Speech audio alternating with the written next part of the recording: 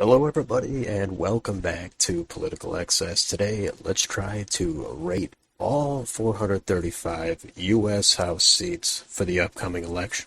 So let's head right over to 270 to win. So I'll just be making any adjustments as we go through each state and each seat. So my safe margins are over 10 points. My likely is over 5 to 10 points. Lean is under 5 points and tilt is about 1 point or so. Start in Alabama, and there's nothing here, all safe seats. Alaska, this is borderline safe. I'll keep it at safe for now. And in Arizona. So let's see here, Dave Schweikert, I think that'll at least be a lean. Tom O'Halloran, I will say that will be a likely. Greg Stanton, I'm going to put a tilt for the Democrats on that one. I think I'll hold it narrowly. It could change. And Ann Kirkpatrick, leave that where it is at lean Republican. Let's go to Arkansas. There's nothing here. And let's go to California. So what can we change here? Well, in the 13th district, this open seat, I'm going to make that a tilt for the Republicans. The Republicans got a lot more vote in the primary, and I think that could translate into a pickup into 13th. Jim Costa in the 21st, that'll be safe for the Democrats. David Valadao in the 22nd. I think the Republicans can hold that with a tilt margin at least. 25th and the 26th, I'm just going to go ahead and make these safe, probably over 10 points. Republicans get lucky, they could get into single digits in both of those. Mike Garcia in the 27th. I'm going to give him a tilt, say that he will hold that seat, given the environment. Maybe he ends up holding that by 6 or 7 points. For now, I'm going to just say it'll be about 1 or 2. And the Michelle Steele race in the 45th, I think that one is going to be highly interesting to watch. Just leave it at the lean margin, but I'm not really sure how that one is going to end up. In the 47th and 49th, the Democrats will probably hold both of those. One of them might get down to a tilt margin. I'll leave them at lean for now. Let's go on to Colorado, where the only one I'll change here is the new 8th district. I'm going to give a tilt for the Republicans. They should be able to pick that seat up given the environment, but it's still early. We'll see what happens. In Connecticut, again, not a good map for the Republicans. At this 5th district, I'm going to take this down to a tilt margin with Johanna Hayes. She does have the potential to lose, as does Joe Courtney in the 2nd, but I still think on Election Day they will stay blue, but it could be some upsets there in Connecticut. And let's go on to Florida, where there are some seats there that will be flipping for the Republicans. There's 2 seats that are open that they will pick up, and they will flip the open 7th and 13th with Stephanie Murphy and Charlie Crist, who are retiring. We're going to leave all these margins the same as likely. Let's go on to Georgia. We'll change the 6th district to a safe Republican. That 2nd district with Sanford Bishop. Still think he'll hold on there, but we'll see what happens. There's nothing in Hawaii or Idaho. Let's go on to Illinois. The 6th district, Sean Casten, I'm going to say, given the environment, that's down to a lean margin for the Democrats. Let's make the 13th district a tilt for the Democrats, and the 17th district a tilt for the Republicans. That would be a flip for them there. In Indiana, there's nothing to change there. The only district to watch is that 1st district in the northwest corner of the state. I think the Democrats will hold it. That's a good example of a seat where there could be an upset. But for now, I think the Democrats will hold it by a few points. Let's go on to Iowa, where the Republicans are trying to pick up the 1 seat there in the 3rd district, held by Cindy Axne. The other 2 districts I will leave as likely. The Ashley Hinson seat, that could be borderline safe. And the 3rd district, I think it would probably be a flip for the Republicans. I will leave it at the consensus of lean. Next up is Kansas, where there's 1 seat in play there. That is the 3rd district with Democrat Sharice Davids. This is a highly competitive seat after redistricting. This is the right chance for Republicans to pick it up.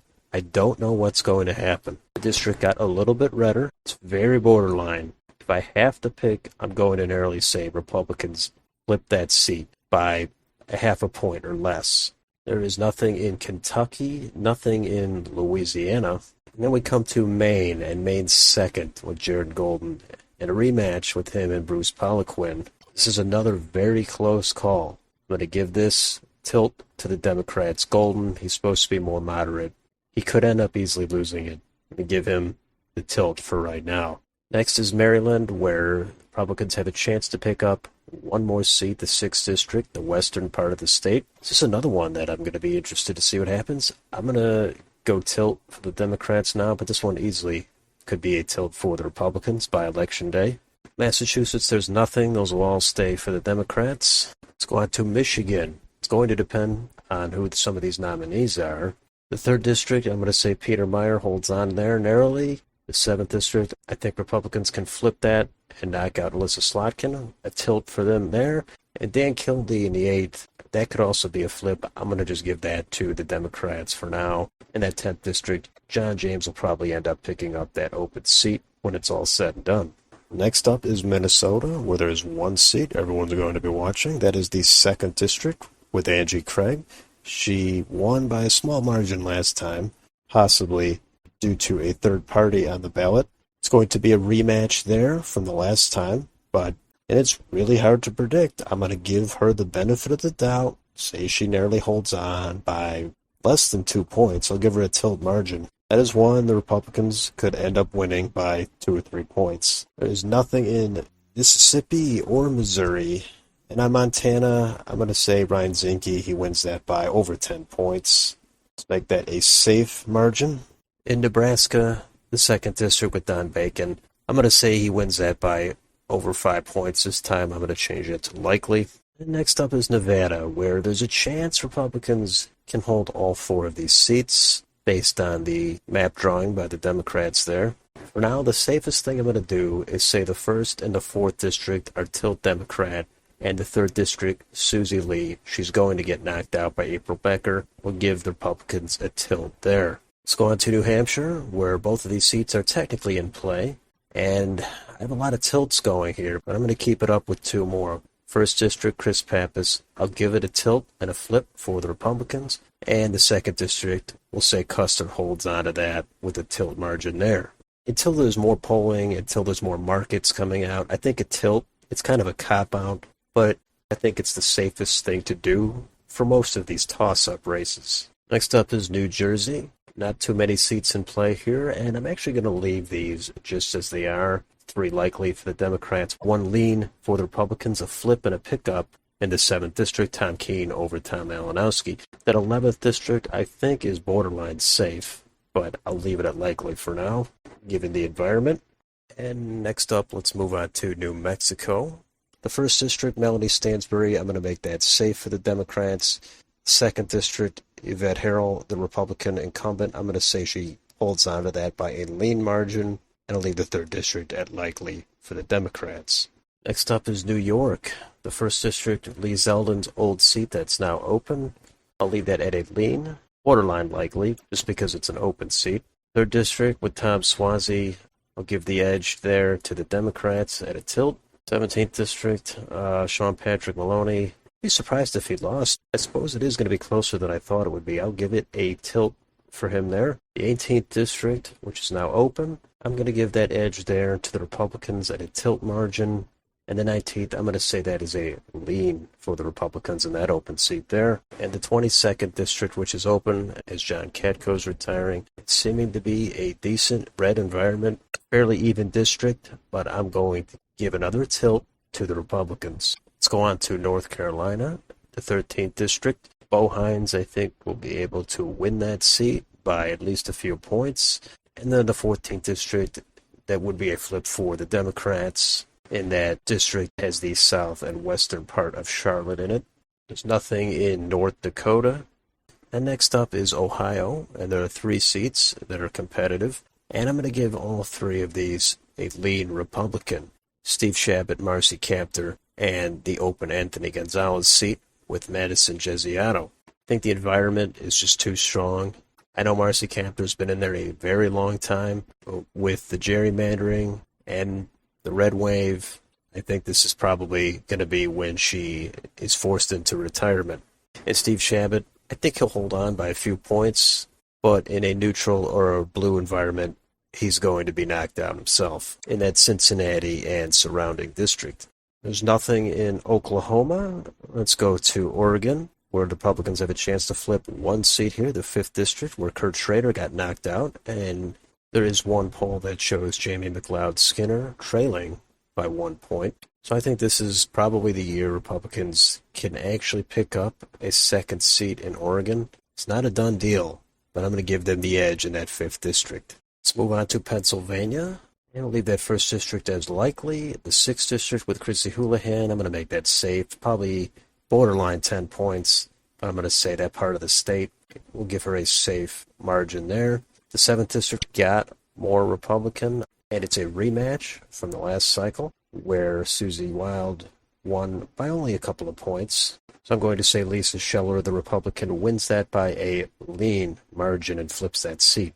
The 8th district with Matt Cartwright, that northeast part of the state, has been trending away from the Democrats. I'm going to say this is the year Matt Cartwright finally loses. Give a tilt for the Republicans there. The 12th district, which is mostly Pittsburgh and east of there, Mike Doyle's open seat, I'm making that safe for the Democrats. And the 17th district, the open seat there, which is the western part of the Pittsburgh area, that could go either way. I'm going to give a narrow edge to the Democrats there, but I would not be surprised at all if I end up changing this back to the Republican side. Next up is Rhode Island, where there's a chance Republicans flip this 2nd district. Jim Langevin is retiring. There was a poll out not that long ago that showed Alan Fung with a 6-point lead over his likely challenger there. I would be surprised if the Republicans end up winning this. For now, I'm going to leave this at lean for the Democrats, but if more polling comes out, this will go down to a tilt, and maybe even a tilt for the Republicans. South Carolina is next, and I don't think there's anything there. All those seats will be safe for one party or the other. Tennessee, in that 5th district, Republicans will at least win that by a likely margin, which is open and which they gerrymandered to be able to snag that extra seat. Next up is Texas, and there's 3 districts, all in the Rio Grande Valley, the South Texas area, that are up for grabs. I do think Republicans will flip the 15th district. The 34th district, I do think the Democrats, it's such a blue district now that they should be able to hold on and knock out newly elected Myra Flores, which leaves the 28th district with Henry Cuellar. I'm going to say the Republicans do flip this narrowly. I'll give them a tilt there. But that one is kind of up in the air. But I got to err on the side of the national environment. There's nothing but safe seats in Utah and in Vermont. So let's take a look at Virginia. The 2nd district, Elaine Luria. I think the Republicans should be able to flip that. I'm going to give them a tilt there. The 7th district, this is another one that everybody's watching. It's hard to predict at this point. It could go either way. I'm going to give the Democrats a narrow edge for now. Then that 10th district, that is a bit of a reach target for the Republicans. I do think Democrats will hold it. Be a big upset if Hung Kao ends up winning it. But for now, I'm going to say he loses by 7 to 8 points. Let's go on to Washington. That 3rd district will have an interesting primary between Jamie Herrera Butler and Joe Kent, another Republican there. In the end, I'll still leave it as likely for now. But in the 8th district, Kim Schreier, that's an even district. The partisan makeup has not really changed through redistricting. Last time Kim Schreier won a close race by only a few points, and I think that was expected to be much more than that. So I'm going to go on a limb and say Kim Schreier actually loses to Regan Dunn, the likely Republican nominee. I'm prepared to change that back for the Democrats, but for now, I'm going to take a risk and say Schreier loses that seat. And let's move on to Wisconsin, where the 1st district, Brian Stile, his district did get a lot less red, so I will say it is likely borderline safe. I'll leave it there for now. But the 3rd district with Ron Kind, it's now an open seat. This is probably one of the most likely seats to flip, and we'll give it to the Republicans at a lean margin. And finally, the last state is Wyoming. Whatever happens in the primary there will probably be Harriet Hageman. She should go on to win that very easily in November. All right, and that is my final House map as of now, early July. Some things will, of course, change, but that would result in 238 Republican seats, 197 Democratic seats. There are some vacancies right now, but I believe once everything is filled, that will be a 24-seat pickup for the Republicans. There's a lot of tilts in there, so some will change, some will be hard to predict, and of course there's always going to be a few upsets. somewhere in the country that people just don't see coming. So this is my map as of now. Let me know what you think of this map. Which of these seats did I get right? Which ones am I way off on? If you enjoy this content, please like, share, and subscribe. Thank you for watching, and I will see you on the next video.